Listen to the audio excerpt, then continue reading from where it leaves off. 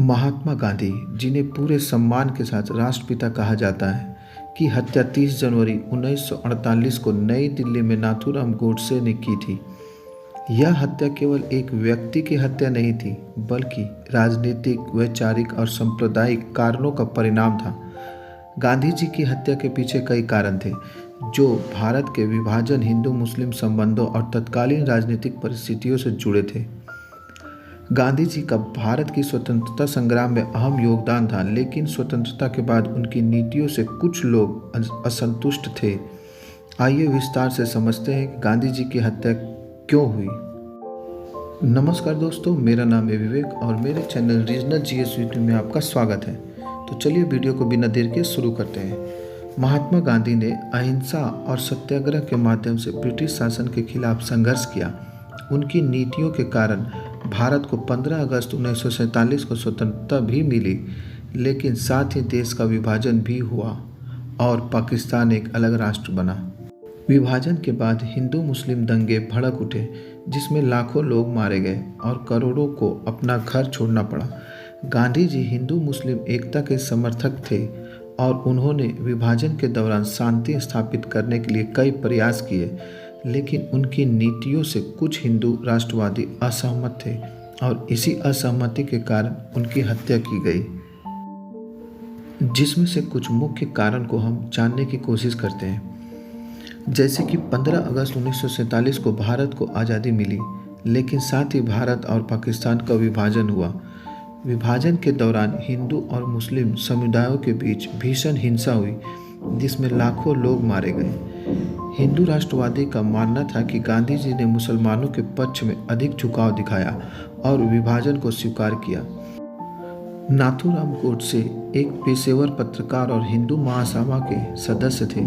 नाथूराम गोडसे और उनके समर्थक यह मानते थे कि गांधी जी की तुष्टीकरण की नीति के कारण ही पाकिस्तान बना। विभाजन के बाद भारत सरकार ने पाकिस्तान को 75 करोड़ रुपए देने का निर्णय किया था, जिसमें से 20 करोड़ रुपए पहले ही दिए जा चुके थे।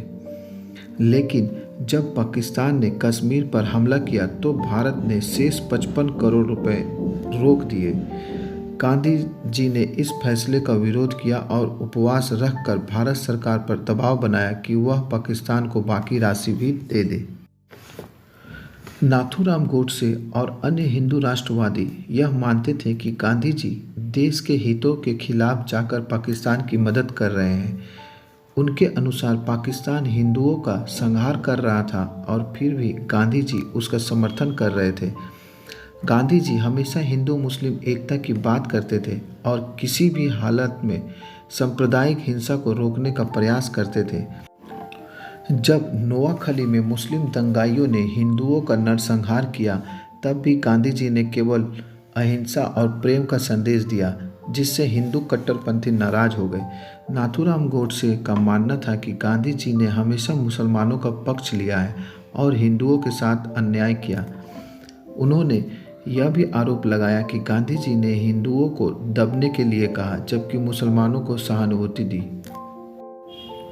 1947 में जब पाकिस्तान ने कश्मीर पर हमला किया, तब भारतीय सेना ने जवाबी कार्रवाई की, लेकिन गांधी जी ने हमेशा कहा कि शांति से समाधान निकाला जाए और सेना का कम से कम उपयोग हो।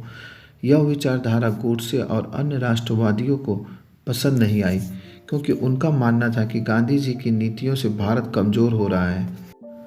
उन्हें लगा कि गांधी जी पाकिस्तान के खिलाफ कठोर कार्रवाई करने में बाधा डाल रहे हैं। 30 जनवरी 1948 को शाम 5:17 पर गांधी जी बिरला हाउस दिल्ली में प्रार्थना सभा के लिए जा रहे थे।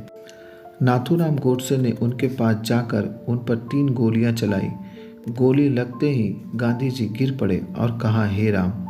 घटनास्थल पर ही गांधी जी का निधन हो गया। गोडसे जी ने हत्या के तुरंत बाद अपने आप को आत्मसमर्पण कर दिया। अपने मुकदमे में उन्होंने कहा कि गांधी जी की नीतियों से हिंदू समाज का नुकसान हो रहा था। उन्होंने गांधी जी पर राष्ट्र विरोधी नीतियों का आरोप लगाया और कहा कि गांधी जी ज़्यादातर मुस्लिमों का पक्ष ले रहे थे। नाथूराम गोडसे और अन्य हिंदू कट्टरपंथियों को लगा कि गांधी जी की नीतियों से हिंदुओं के साथ अन्याय हो रहा है और भारत कमज़ोर हो रहा है। भारत का विभाजन, पाकिस्तान को 55 करोड़ रुपए देना, हिंदू मुस्लिम एकता की बात करना और अहिंसा की नीति उनके लिए असहनीय थी। 8 नवंबर 1949 को नाथूराम गोडसे को फांसी की सज़ा सुनाई गई और 15 नवंबर 1949 को अम्बाला जेल में उन्हें फांसी की सज़ा दे दी गई। दोस्तों, ये थे कुछ महत्वपूर्ण घटनाएं जिसके कारण नाथूराम गोडसे को गांधी जी का वध करना पड़ा। हालांकि गांधी जी की हत्या हो गई, लेकिन उनकी अहिंसा, सत्य और प्रेम की विचारधारा आज भी दुनिया को प्रेरित करती है।